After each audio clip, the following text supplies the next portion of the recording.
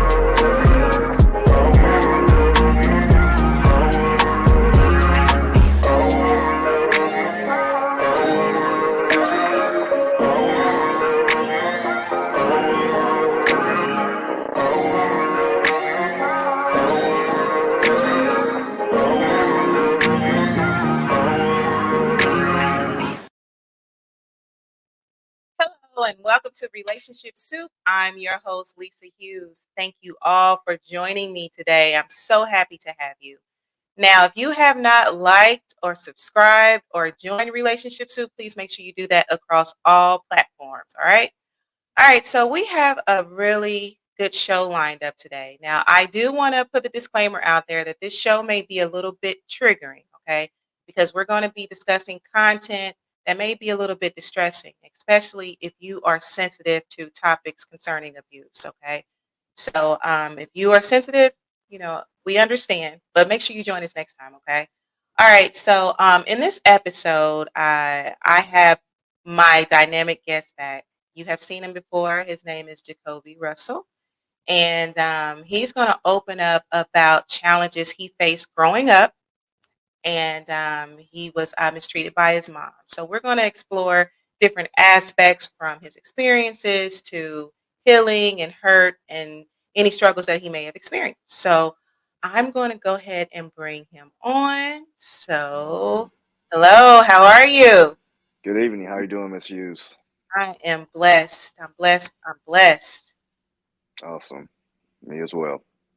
All right, all right, all right. So, thank you again for joining me, and Thank you for having me. absolutely, and for willing to discuss this topic. Yes, ma'am. So, remind our listeners, we know you everything. You are everything. I've been knowing you for a while, and you are definitely just a dynamic soul altogether. Thank So you. can you just kind of sprinkle our listeners or give them a little refresher about who you are? My name is Jukobie Russell. I'm an educator by trade. I am the owner and operator of Knowledge Based Solutions LLC. We are a multifaceted company that does everything from academic remediation through social media marketing and everything in between, parenting skills, anything that does with any type of writing, editing, anything that has to do anything around academia and just people in general, recidivism prevention, workforce development, all sorts of things. You'd have to really just dig into the website and, to hear either on Facebook or Instagram or TikTok or the regular online website to kind of get more of the services, but that is a general umbrella. Absolutely. And of course, I will want those links from you and we will share them on social media and just let everybody know where to find you so that they can utilize your services, right? Yep. All right, so let's go ahead and get into it. So, can you briefly share your story and just provide for our listeners, tell them a little bit about your experiences growing up? Okay. I like that you introduced it very well. It is, and I'll just reiterate it that it could be um, very triggering for some people. Um, but I guess to start off, my parents were married initially. Um, my biological father and biological mother were married initially. Um, and then there was a point in time where they got divorced when I was about 2 years old, I believe, maybe 2 years old. And I may have been three, but about 2 or 3 years old.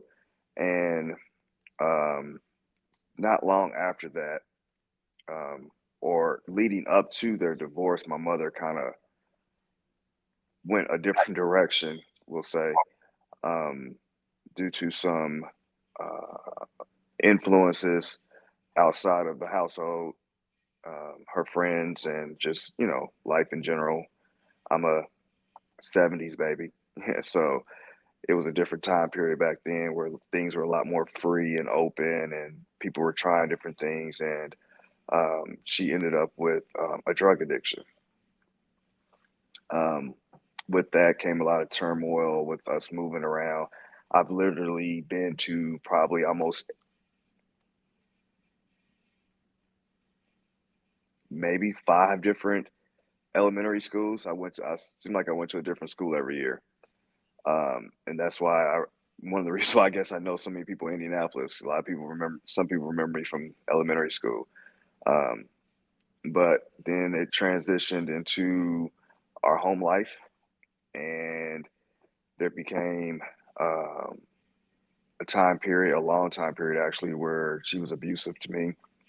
Um, it was mental, it was physical, it was sexual, it was verbal, um, and this was, as far as I can remember, every single day. There was one, if not all of those things that occurred, um, and it just kind of got really bad. And eventually, my father had found out.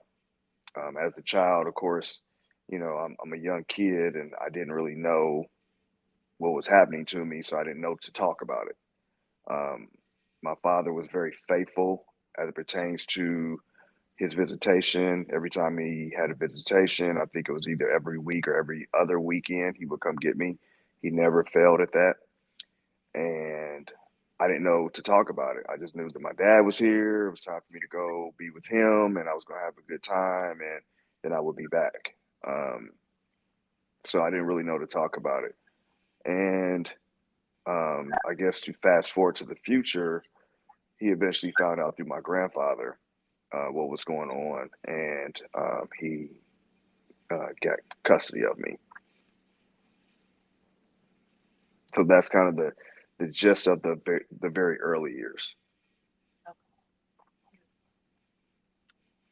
So, how would you describe your relationship with your mother, like just throughout your childhood? Like, Um, well, I had a very instinctual relationship with her, very intrinsic. It was mother son. I mean, she was my mom. I didn't know anything different other than she was my mother. I didn't hate her. I wasn't angry with her. I just didn't understand what was going on. I was fearful, definitely, of her because of the things that were going on. But I still knew she was my mother, and I still had that connection to her as a child would naturally have with their mother. Um, as time went on, it was still the same. We had some very crazy incidents that happened throughout my childhood. I can remember a lot of different things, and it never deterred me away from wanting to be around my mother because I didn't know life any differently. I didn't know that kids didn't get abused. You know what I mean? I didn't know that that was something that was unnatural. So it didn't feel strange to me at the time until I got older. But at the time, it was still a close bond, but it was definitely a fear there from uh, my mother. Now that changed as I became an adult, but I didn't want to go that far into it. I was going to let you, kind of Oh, walk us look, down the look, path. look, we flowing here. Wherever the spirit leads you, just hey, we flowing. So Um, well, I mean, I can give you pretty much in detail. I mean, I don't want to be too graphic, but I can give you in detail, how things went as a kid. okay, Um, I remember no good times really as a child with my mother. Like, I don't. There's very few memories. I remember a couple memories. I remember a birthday that actually ended up with a lot of verbal abuse because of something that I don't know she was angry about with the situation, whether it be me or was at the time she remarried and had a stepfather. Um, I do remember her buying me a Bootsy Collins album, and it had the star glasses and the back of the album cover, and me, poking those out and wearing those all the time. And I always asked them to play that. Those are two actually that I had to really think about um, when we discuss having this podcast on this subject matter. But to be transparent, outside of that, I don't have any positive memories as a child with her during that time period. So it's that part is a little bit difficult as it pertains to like remembering what it is that was good about my childhood with her. Um, it's caused, I guess, moving forward, and I don't want to I don't want to take away from your questions that you may have. Um, so feel free to jump in and ask me oh, anything. But um, this is a time where um, those triggers can happen. So I'm just speaking to the audience. I'm going to try to be professional, but not too graphic, but be very transparent. I can remember times when um, my mother would just yell at me for anything.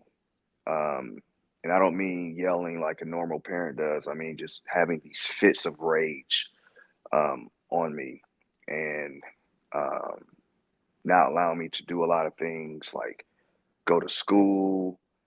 She would keep me home from school, and there would be a lot of extreme petting and pampering some of those days. If not, there was some physical things that happen as it pertains to discipline um, that were really unnatural. Unnatural, is, as people would say now, doing too much. I was a kid, but I was overly punished physically for a lot of things in hindsight. Of course, in hindsight, again, as a kid, I didn't know any different. I came from a very structured, um, disciplined type family when it came to children and things of that nature. So I didn't know anything different. Um, many of my kids, or many of my friends got spankings and stuff like that. So we never really talked about the details of what happened during those moments. So I didn't know that they weren't dealing with the things I was dealing with. I can remember times where I was not a baby, but I was being um, almost forced to breastfeed mm, at, um, you know, 6, 7, 8 years old.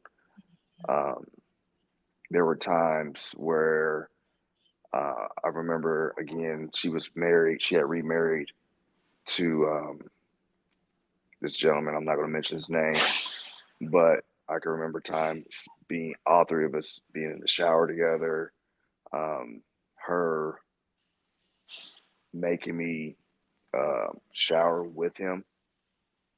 I can remember times where the three of us were together and um,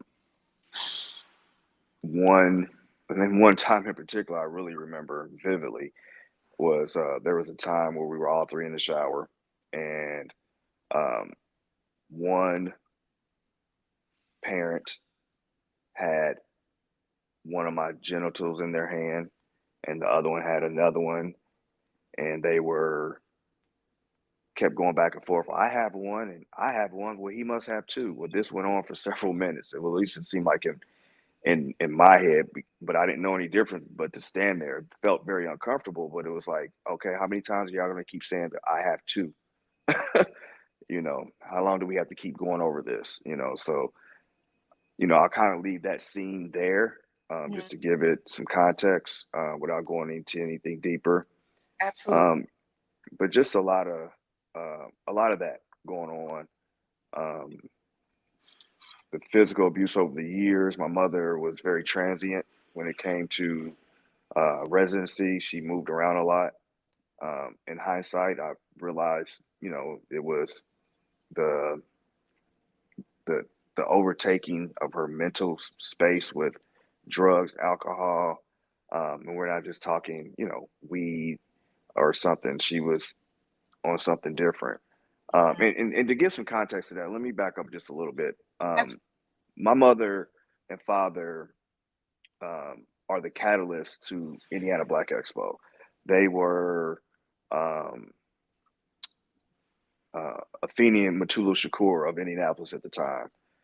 They worked with police in neighborhoods. They weren't on the side of the police. They were on the side of the neighborhoods to build that connection, so that there was not as much um, negativity between the police and our community, our Black community. Um, they were very instrumental in a lot of community activities, and but it was the '70s. I mean, free love and everything else, and they, excuse me, they partied. And the story that's been consistent over my life was that she partied with one of her friends, and somebody slipped her something, and it was a lot more powerful than just marijuana. And I guess it was in something that they were entertaining themselves with, and she immediately had a switch in mental mind space and just kind of lost it. So I don't want to give the context that my mother was always a bad person. She's a very highly educated, very beautiful woman, very sought after woman during her time, during that time. And in her heart, she always had a great heart, but she lost it. She literally had a mental breakdown and lost it. And during that time, even now, you have to think about it now, even us in the community, we're just now starting to gravitate towards therapy and saying, I have a problem and things of that nature. Well, then it was taboo. So there was really no resources for her to immediately get to. And again, this is my hindsight as an adult. Um, so she didn't really have very much support, and people just didn't really know what was going on. And the people who she partied with continued to do the same thing. They continued to party. They continued to make sure that she was doing whatever illicit drugs that they were doing at the time and all this kind of stuff. It just perpetuated. They just perpetuated the cycle of what she was doing, and no one saw that, you know, what was going on inside our household, because it never happened. These parties, things of that nature, never happened inside the house.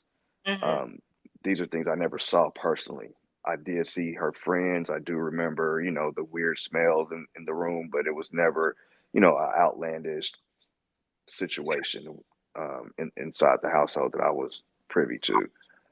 Um, but, to go back towards that, so we moved around a lot, and like many, you know, a few of her siblings, we all stayed at my grandfather's house for off and on for a long period of time. And, I can remember, you know, things like um,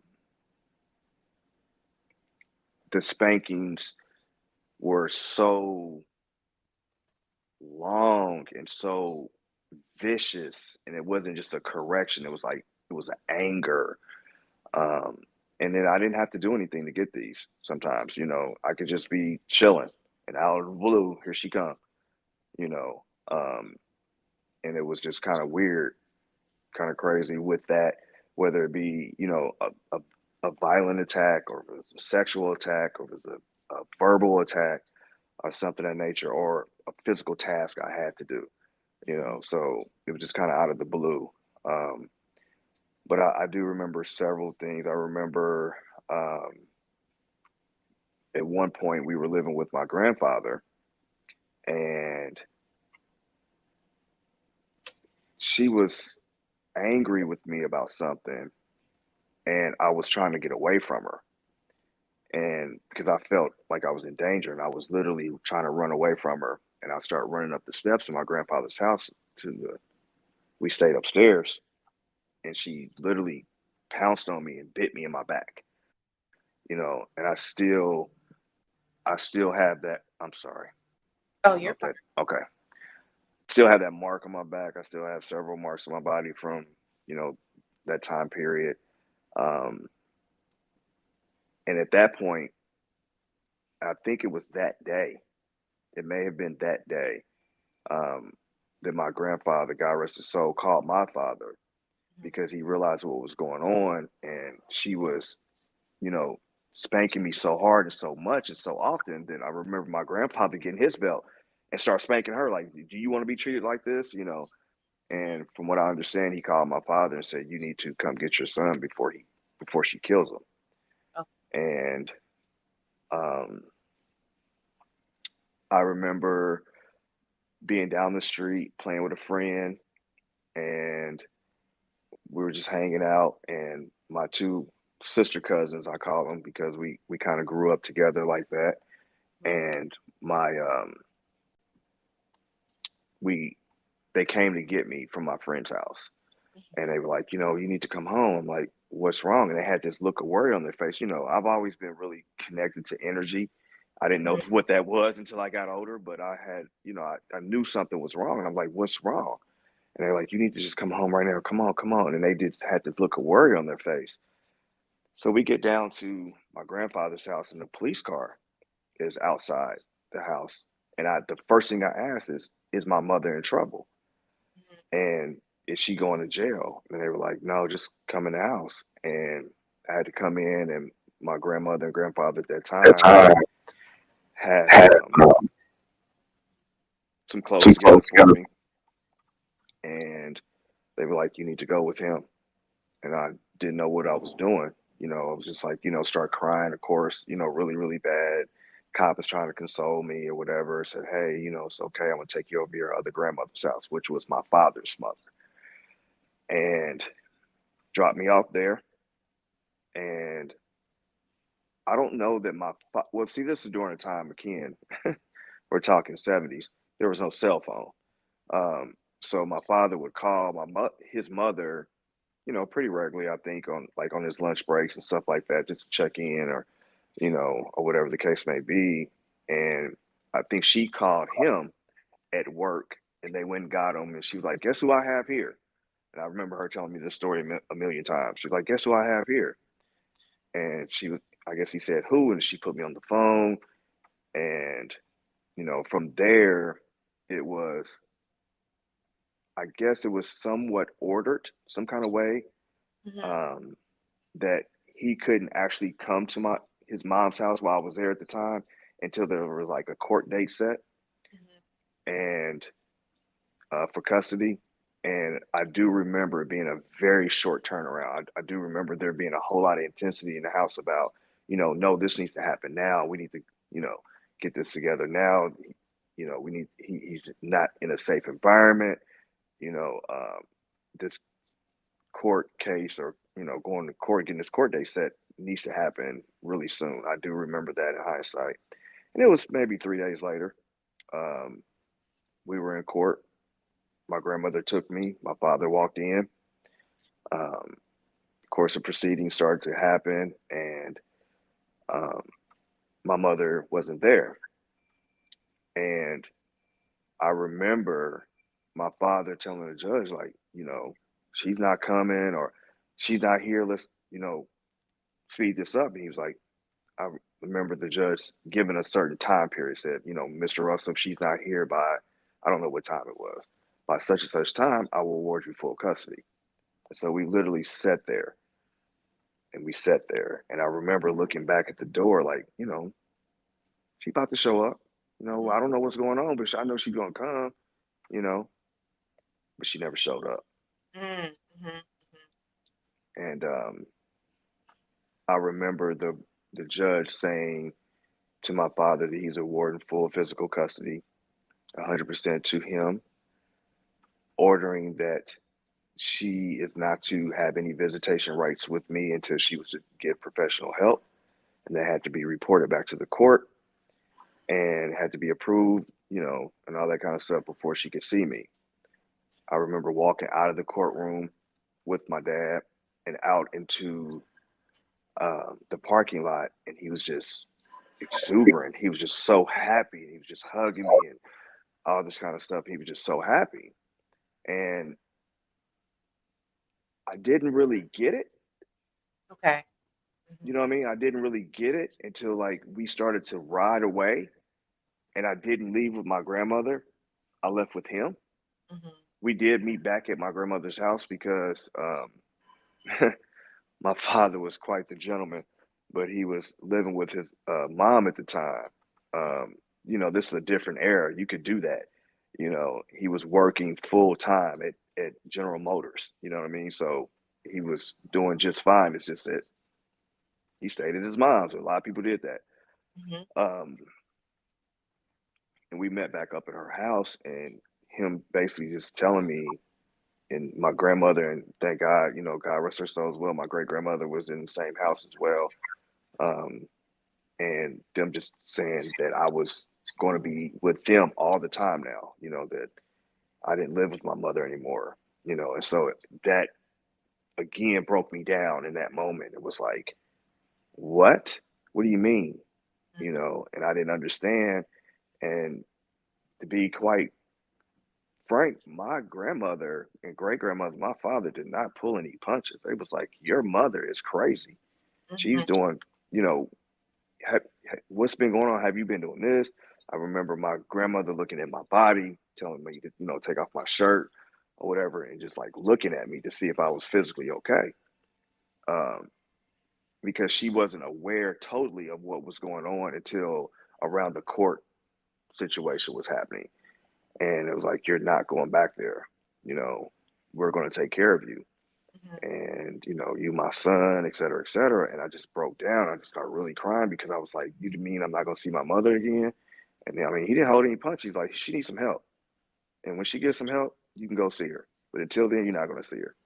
And so for, a child to be taken away from his parent was pretty traumatic, So I went through a lot. Um, they they had the patience of Job with me.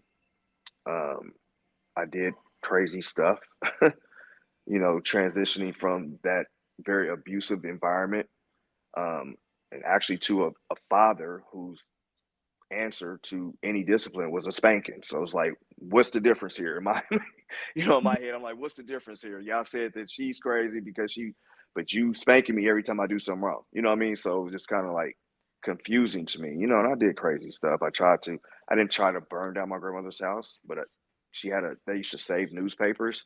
They would save obituaries. They saved the whole nuppaper. I don't know. It was just a thing. I don't know. And she had a whole stack of newspapers in the corner, and I tried to set them on fire just Mm-hmm. because I want to see them burn. And my father did not hesitate to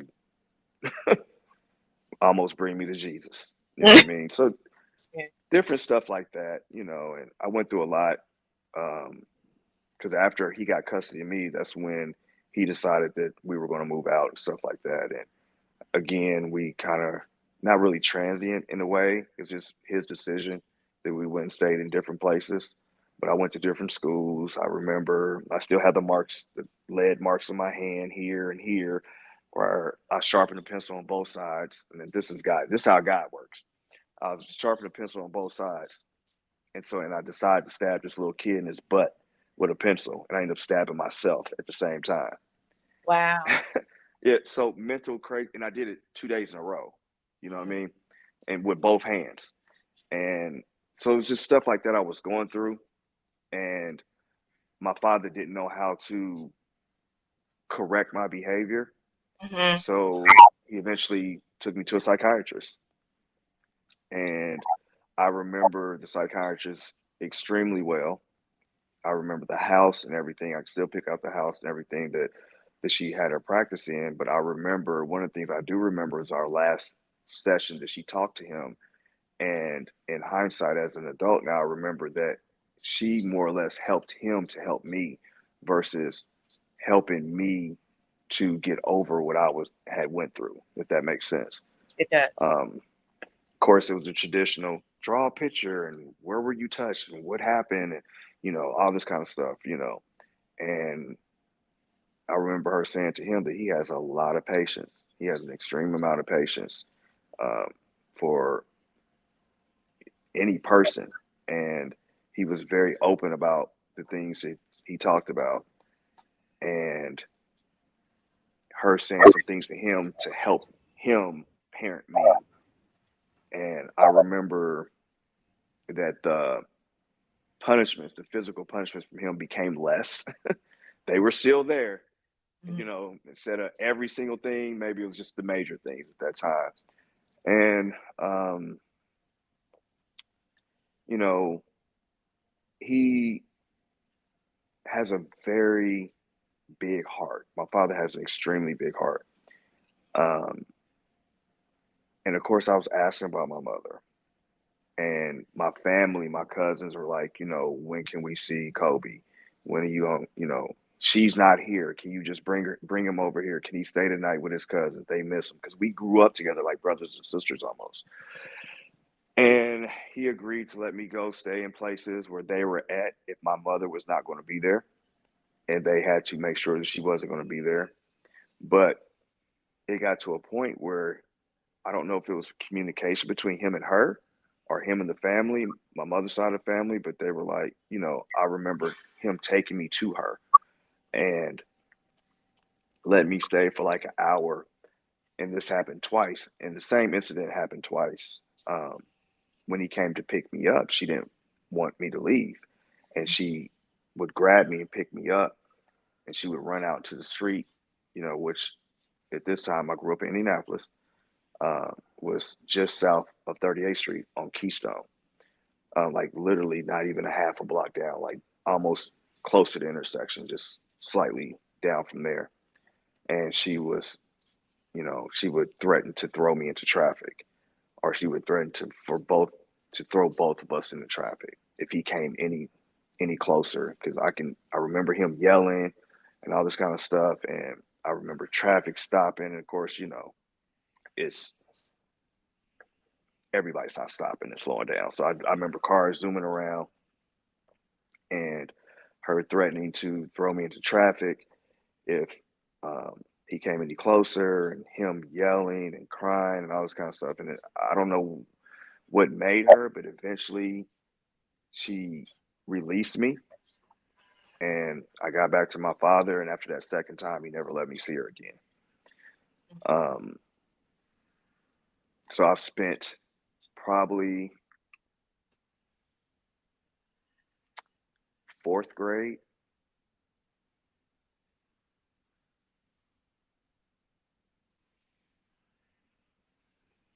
probably fourth grade through maybe my sophomore year in high school. I've never seen my mother. Like I never saw her between those years. Um, I did see that side of the family, but it was like she couldn't come around, and they knew my father. I do carry some, obviously carry some characteristics of him. They knew he wasn't playing. If she came around, I wasn't coming back. Period. And so they made sure that she wasn't around. And so I was able to still have a connection with that side of the family, but just not with her. And I think I saw her again, like when I was a sophomore in high school type deal. Um, and she had just started kind of coming down. In hindsight, this is all hindsight. I'm in the moment, I'm not really realizing it, but she had started to calm down a little bit. And I was old enough to be able to say what happened to me and defend myself, get away, or whatever the case may be. So my father felt secure with that. Um, he wasn't comfortable with it, but he felt more secure with it. Um, and so I kind of grew up without her. We would talk every now and then she got to a point where I want to say it was around my junior year, maybe my senior year in high school. She got like she wasn't on the drugs anymore, but it had already destroyed her mentally. And, at this point, she was starting to seek um, psychiatric help, was on medications and things of that nature. Now, she may have been on this before, but I wasn't privy to that because we weren't in communication. Um, but she started to try to get better. But by then, I mean, I was living a life with my father. I was involved in activities. I was involved in sports. I was a varsity letterman. I was president of clubs and of you know bigger regions outside of our school. I was so focused in on doing everything else, and then of course I went off to college. Um, by the time I got to college, she was off drugs, but she was mentally damaged, and she was um, manic depressant, and she was also schizophrenic. And so talking to her was weird sometimes. You know what I mean? It was like really weird. Um, but then, I'm just kind of fast forwarding to through all of this. Again, um, I got to college, and I remember that she was a lot better at that time, and I would go see her sometimes when I came home, um, and we would do things together. Um, I remember when um, I got a vehicle and I was able to drive, and I would take her places and stuff like that. And she would see people from her past, and she was just so apologetic about who she was in the past and things she had done to them. And she remembered everything, which was crazy. Um, but after I graduated college, we still didn't really have a very close relationship because I didn't have that connection with her like a father or like a mother son type relationship or a mother child relationship because I don't remember anything but the abuse. And I was taken from her at a young age, and I grew up completely without her. Um, so it was on me, and I think one of my messages here and the reason why I decided to step out and do this, um, I was talking to some people close to me. I was talking to someone close to me. I was telling them this is not about me trying to get sympathy. I don't need any sympathy. Um, I don't feel sorry for myself or anything of that nature. I'm not um, ashamed. I don't think I ever was ashamed, actually. Um, but after I graduated college, it was very important to me. I lived in Detroit at the time, and I had a child as soon as I graduated. I graduated in May of '99. My child was born in November of '99. So it was like immediately I was a father as soon as I graduated college. And I knew that I wanted my daughter, and her mother was from Detroit as well. We went to school together. And we decided, and it was just heaven sent, really. I was already moving to Detroit. I was already recruited by DPS. And so I was moving to Detroit. And then I met this woman who was from Detroit, and I fell in love with her. And we had this baby. And so once I graduated and I moved to Detroit, our plan was to stay in Detroit for about 5 years and let our child get used to and get to know, her Detroit family, her mom's side of the family. And then we were going to move back to Indianapolis. Before I could move back to Indianapolis, it was important for me to reconcile with my mother. And um, I just called her. I mean, we would talk every now and then, but then I told her, I said, I want to talk to you today about something. And I called her and I talked to her, and we were going through a lot of rehashing, what had happened over the years or whatnot. And I think what was so refreshing to me and comforting to me is that she did not act like she didn't do anything wrong. She was apologetic towards me. She ran down a million different situations that she put me in, and she apologized for them. I asked her about things I remember. She said, "Yes, I remember that. I remember," and she would add detail to it. And she was like, "I apologize for that." She, not that it felt good to me to hear her say certain things. Like she said that there was many times that she wanted to commit suicide because of the things that she had put me through and the things that she had put herself through. Thank God she never did. But how repentant she was um, to me, and I had never dealt with that before. And so to hear these things from my mother was very comforting that she knew what she did. She was sorry for what she did. She did not deny it at any point. She didn't beat around the bush. There was no hemming and hawing, as people would say. She immediately went into it. And I mean, we both cried together there on the phone and everything. And she kept apologizing. So I told her, I said, I want to move back to Indianapolis so that y'all can know my child, for you to know your grandchild. She had never seen my she had never, physically met my grandchild to this point yet. And um, you know, that's what happened. We reconciled, and eventually I moved back. And she was very sick at that time. She developed COPD, Mm. um, on top of the schizophrenia, on top of the manic depressant. If she wasn't on her meds, she would hear voices and it make her do crazy stuff.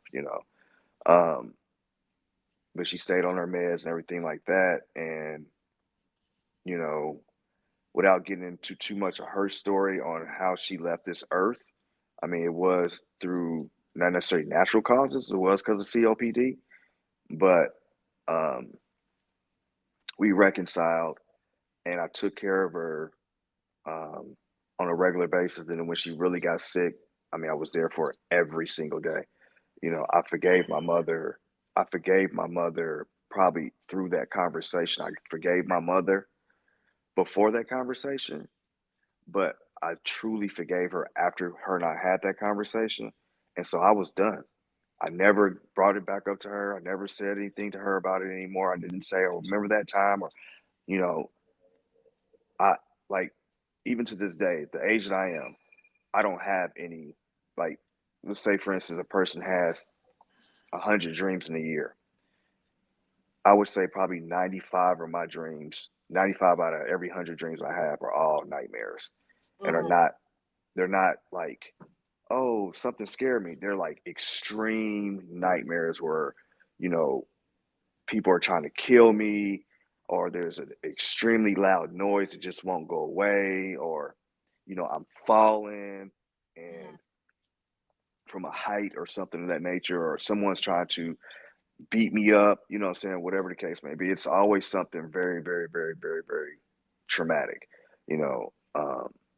And I didn't blame her for that. I didn't throw that in her face. I didn't even let her know that that stuff was going on. You know what I mean? But I, as an adult, realize now that that trauma that I experienced growing up, you know, probably led to how I am in my sleep now. Um, so I never threw any of that stuff in her face. I was very, uh, I advocated strongly for her because if doctors and, side note, sidebar, don't send your family and friends to Methodists unless you want them to get sicker or die. Mhm. Um, um, but I had to be an advocate for her when she wouldn't take treatment while she was at the hospital because they would reduce or take away her psych meds. And so she would just veer off into this other person. But I didn't, I mean, I could have easily held a grudge and been like, the hell with you. I remember what you did to me as a kid. I remember those times, you touched me inappropriately or you hurt me bad or, threatened to kill me or kept me home from school um, and didn't let me go to school and stuff like that. Um, but I didn't. I didn't feel that way. I didn't feel that way at all. We reconciled. She admitted to everything she did. She apologized, and so we developed a relationship. And I literally took care of her to her literally dying day. The night I left her, she died probably an hour and a half later, um, and she knew that she was going to die.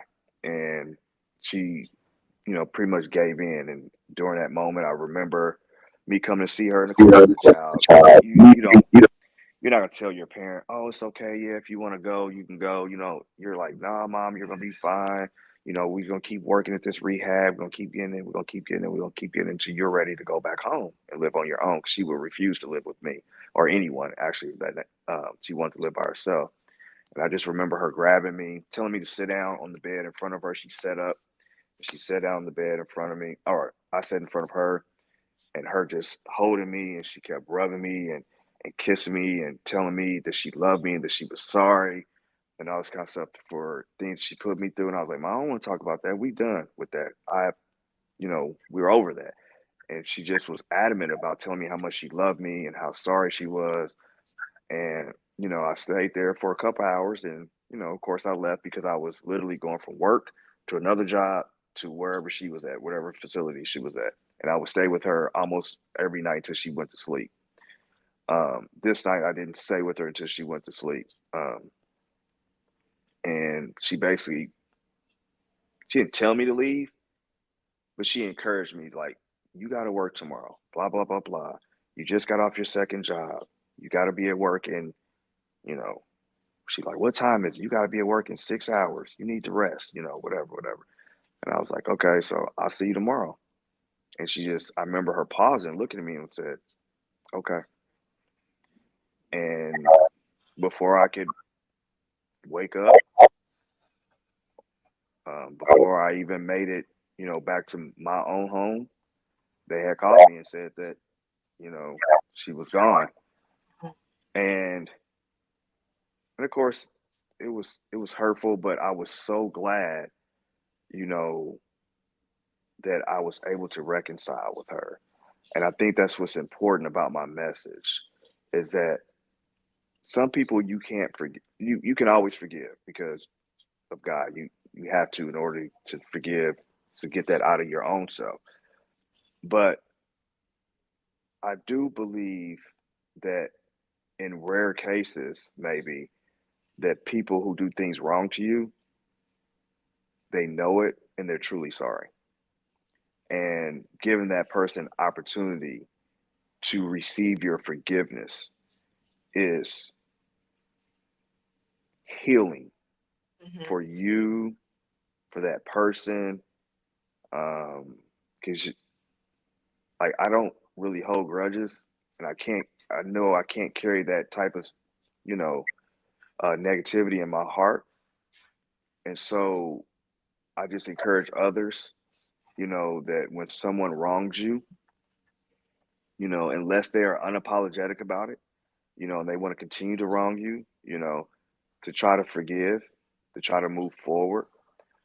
Um, I believe that what I went through as a child, it hasn't, not that I believe, it has enabled me to help others. You know, People say, well, my uncle touched me or my neighbor did this and that. And, I'm still suffering. I'm able to tell them, you don't have to suffer anymore. You Mhm. don't have to suffer. Oh, well, you don't understand. Yes, I do. Yes, I do. I was abused daily by my mother, not my stepmother, not a neighbor, not an uncle, not a teacher, not a stranger, my mother. I woke up to it. I went to bed to it for years. I do understand it. And it's not a one upmanship type deal, but it's like an empathy thing. I can provide empathy with someone, to someone, I should say, and them, because I've seen people be like, damn, really? Mhm. Okay, well, maybe I'm glad you understand. Maybe I can get through this. Um, and I'm a teacher by trade. Kids come, you know, and you're an educator as well. Mhm. Kids come to you from all walks of life. They have all this baggage, and they come to school some days, and they're just looking like the world is on their shoulders. And being empathetic, or sometimes I feel empathic, you can tell something's going on. And for a child to give you that story, and you saying, "Hey, I can understand," this is how I was able to get through the same situations that you're going through. And it's helped a lot of people, and that's my message. My message is not to tell a woe is me story. I don't regret what I went through. Because if I didn't go through what I went through, I would not be able to help others in the way that I've been able to help others. Um, and I think that you know that was God's path for me. I'm not a worse off person for it. I don't know that I would be any better if she had been, not on drugs and had been this super mom. I don't know that I would have been any better because I was a boy. I was a natural boy. You know what I'm saying? I was mischievous. Someone was going to have to discipline me. Um, but pivoting back a little bit to add some texture and some depth to how I was able to get through it. Um, it wasn't just the psychologist because again, I really feel like the psychologist helped my father more than she helped me, and um, the way that I was able to get through it, and this is what I could say for anyone who is a caretaker or a loved one of someone who's been through that. My grandmother and my great grandmother, rest their soul, but they showered me with so much love, so much support. I mean, I did have to get older to a point where it was like, okay, stop talking about my mother. I know what she did to me. You know what I mean? Because they were so adamant about reminding me. I'm like, what are you reminding me for? This stuff plays in my head all the time. Like, I can't get away from this. Like these images are in my head forever. You don't have to keep reminding me. And she stopped. But outside of that, they just showered me with so much love, so much support. I mean, my grandmother pretty much overdid it. She spoiled the hell out of me. You know what I mean? When it came to her. Now, my father was the antithesis of that. But when I was with my grandmother, I was grandma's baby. You know what I mean? Right. And it was just the love and support that they showed, the support that the calming down of my father, who wanted to extremely punish me for things I did in school, whether it be forging his signature or stabbing kids in the, with pencils or fighting and all this other kind of stuff that I was going through. I didn't, it was such a transition. I didn't know what I was going through, but in hindsight, I see it. And I see it in my kids that I work with, whether it be with KBS or whether it be in school systems or whatever the case may be. But they just were so supportive of me and so relentless about give him another opportunity. This boy has been through so much. That's your son. You're not going to beat it out of him. It's old school Mississippi women, you know what I mean?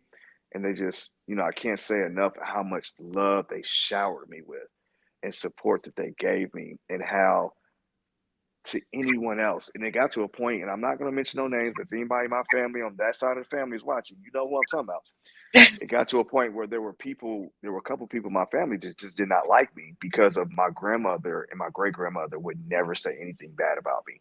I don't Mhm. care if I tried to burn down all the newspapers. I don't care. I remember one time me hitting my grandmother out of anger. She never mentioned that to nobody in the family. It was always Kobe's this, Kobe's doing great at this.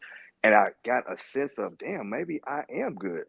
Mhm. Maybe I'm not all bad, because I didn't know that I felt like a bad person until I knew what it felt like to be a good person and to be celebrated. Mhm. So, anybody that's dealing with somebody and that's been through any sort of abuse, whether it be spousal abuse, childhood traumas, sexual abuse, mental abuse, and you can't fix them. They're not fixable. They're not broken either.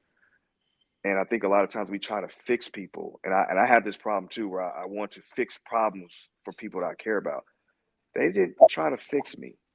They just kept showing me love, and Mhm. that is what my message has been to many people who have said, "Well, my girl, she done went through this, or my man, he done went through this, or my son, my stepson, my foster kids has been through these type of things, and I don't know what to do or how do I handle this because that's one of the things." Just shameless plug. The KBS does is we do parenting work Hey, and plug it, relationship plug it, building and plug it. sustaining. Um, But one of the things that I tell them is that you just have to continue to show them love. That's the only thing you can do, and people who go through it, I let them know you're never going to get over it. You're never going to forget it. You're never going to get over it. But the thing is, you get stronger. You develop another muscle. Your muscles get stronger and you're able to carry it without it being a burden in your life.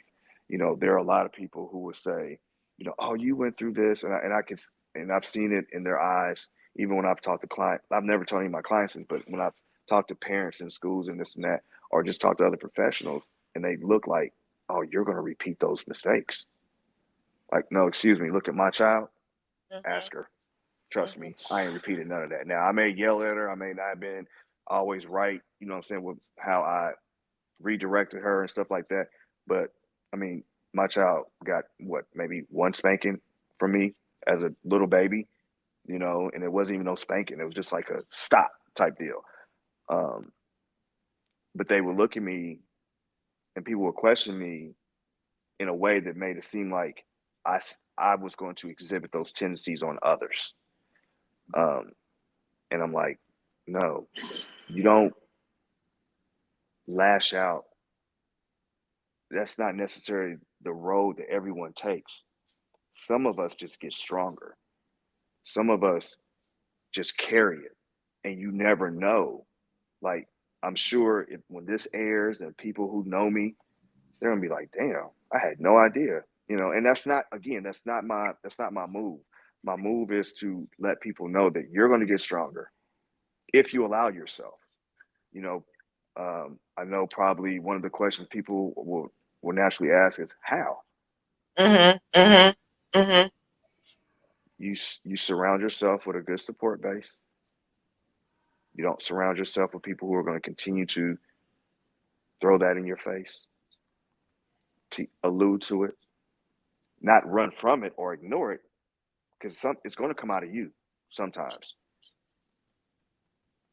You don't have to further. One of the things I think people need to be careful with is that when someone's expressing what they went through and how they feel about that person, they want to pile on with that person. That doesn't help. I'm not a victim. That doesn't help the person who is affected. Um, because you're just adding fuel to what they're already fire. It does That makes not mean you know what I mean. You don't sense. have to say, "Oh, it's okay, it's okay, it's okay." You just have to listen. You just have to listen, and you have to remind them of how beautiful they are now and where they're at now. Versus back then, and let them finish. Let them say whatever it is that they have to say, regardless of if they cuss, they're yelling, or of course, if it gets violent, no one wants to deal with violence. But however they need to express themselves, you need to let them do it and just supply that support and love unconditionally, and realize that someone who like me, I can come on a public forum. This is not the first time I've opened up. I've told this story to people who are close to me a lot of times. I've told again, I've I've given examples and told a shorter version of this story to many kids, many parents, many adults, many friends, and stuff like that. Because I'm not ashamed. I'm not holding on to it. Um, and I do have a good support base with my family. Always have, outside of my mother. You know what I'm saying, during that period of time. Um, but my move, my message is to support those people. And if you have been through that, it's okay to talk about it. If you don't feel comfortable talking about it to people that are close to you, it's okay to find someone else, a therapist, anybody, a stranger, because if you close it in, you're going to implode. And stress causes scar tissues that could lead to blockages in your heart because you're carrying around something that you don't have to carry around anymore, you know, in that manner. You're always going to have it, but you're going to get stronger. That's my message as well. You're going to get stronger if you allow yourself to. If you can look yourself in the mirror and be like, I went through that. Because a lot of people go through denial. They just shut it out. Oh, it Yep. didn't happen. or I'm just gonna forget about it. I'm never gonna think about it again. No, you have to deal with it. Absolutely. You and one of the toughest things to do is to sit in a mirror and look yourself dead in the eye and lie to yourself. Mm. And I would encourage anybody that's having trouble, if you can't find anybody to talk to yourself. Look in the mirror and have a conversation with yourself about what you've been through, what it is that you feel. You know, even if you have to go into some sort of, rage, you do it right there with yourself, but you have to get it out of your system, and you have to realize that um, in order to get through it, you just have to do that. You got to get through it. You just got to do it. People be like, "Oh, it ain't that easy." Well, the mind, look around you. Thoughts become things. Everything That's right. around you. That's This right. medium that we're working on now, people thought it was impossible or never thought it was going to be a thing. You can switch your mind. It doesn't happen like a light switch. It takes some practice. But you can get over it. Your mind is the most powerful. The human brain is the most powerful thing on earth. It's the closest thing to God that we have. You know what I mean? And you can get through it, but you have to make sure that you know where you come from, how you feel, and that you have to carry it. And and you have to be stronger. You can't be someone who is, woe is me, woe is me. Well, if this hadn't happened when I was a kid, excuse me, you're 35, 40 years old at this point. Absolutely. You know, there's that phrase, when you know better, you do better. When you get to a certain point, you know what I'm saying, you're an adult. Now you got enough sense to make the right decisions. Okay, quit throwing this out on everyone else, making excuses or, treating other people bad because you're trying to vindicate what happened to you when you were younger or a different time. And that'll help you gain the strength to carry. It's just like with the death. People deal with death all the time, and it's like, okay, are we going to cry and have a fit is every day, every time we have a birthday, their birthday comes around? Are we going to, have a fit? Are we going to miss them? Yeah, but you didn't miss them the month before, so don't use dates and triggers to allow yourself to, you know, fall back into a depression or a sadness or anger, or to make yourself feel any kind of way other than positive. I don't celebrate what happened to me. I'm not proud of it. I'm not walking around with my chest up. Hey, I was mentally, physically, and sexually abused by my mother for days, every day for years. And then I got with my father, and then his only thing that he knew to discipline me was to spank me with a belt. You know, oh yeah, I'm not walking around like that. I'm not celebrating that. But what I am saying is that I went through that, Mhm. but I'm not there no more. I'm grown. I'm not going to turn that on my child. I'm not going to turn that on anybody else's child. I'm not going to let that affect my relationships, whether they be business, personal, or intimate. I'm not going to let. So, and I see a lot of people who do that, and you just have to not do that, and you have to get to a point, and people, oh, it's so hard. Yeah. Hard takes a day, impossible takes a week. You know what I mean? Get over it. Get That's through it. right. That's right. You're never gonna forget it. It's always gonna be there. So what are you gonna do? You're gonna kill yourself about it? Then you should have let not should have let that person, but so that person could have killed you, but they didn't. You're here. Celebrate your life. So All yeah, right. that's kind of my story there. Oh my goodness. Thank you for sharing your story. Thank you. It will free. I believe that your story is going to free a lot of people, and I hope I ain't so. That's the tearing up point. just because I'm a Cancer, right? Me too. A lot We really both are. resonates with me. So I really appreciate you. I don't take it for granted. Thank you for sharing your story. Thank you so No much. problem. Thank you. Um, so, man, look at the time. So, look at this. What I would like to do, and I do want to get those links from you again, Okay. and I will share them across social media. You know how I do. But tell people where they can find your company, where they can find you, and like I said, I will share it. So, Well, my main website is www. Of course, do I need to say that anymore? Do we say that anymore nowadays? www. I do. Okay, okay. Knowledge based solutions, LLC.com. just as it naturally sounds. There's no crazy spelling with the phonetics or anything of that nature. And then I'm on um, Facebook, same, and I'm on Instagram, same. I'm on TikTok. I don't have a lot of presence there, but I do have a page there where you can find some of my things. I think the best resource to contact KBS is through one of either through the website, which comes directly to my email, or um, most notably through Facebook, uh, Instagram as well, but notably through Facebook. And again, we have a range of services and everything that I just talked about. I'm not a therapist. I'm not a licensed therapist or anything of that nature, but I'm able to help. Absolutely. Absolutely. All right. Well, I'm gonna do my spiel and then I'm gonna get us out of here. Yes, Thank you all ma'am. for listening tonight. We appreciate you. If you have not liked, subscribed, joined Relationship Soup, please do. On YouTube, it's Relationship Soup, period. You gotta put the period. All right. Then on Facebook, it's just Relationship Soup Group. We're still 25K strong, right? We're trying to get past that 25K mark, right? So thank you to all of you that have joined. Thanks to all of our listeners tonight. You know, y'all know who you are. We appreciate you so much. So tune in for future shows because we definitely have dynamic stuff, great stuff lined up. So thank you again, Mr. Russell, for Yes, ma'am. everything. And I wish you the best on your journey. And thank you all again. So good night. Good night. Good night. Bye.